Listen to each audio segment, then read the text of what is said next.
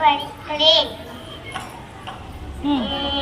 ஞாபகம் வருது ஞாபகம் வருது சுகந்தை காட்டே சுவாசகம் புரிது யாயிக்கின் ஞாபகம் வருது ஞாபகம் வருது தந்தையின்றால் நேதாட்யம்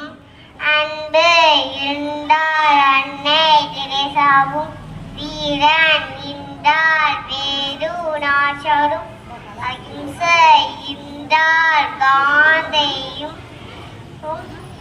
ஞாபகம் வருது ஞாபகம் வருது கண்ணீர் ஓரம் கண்ணீர் வருது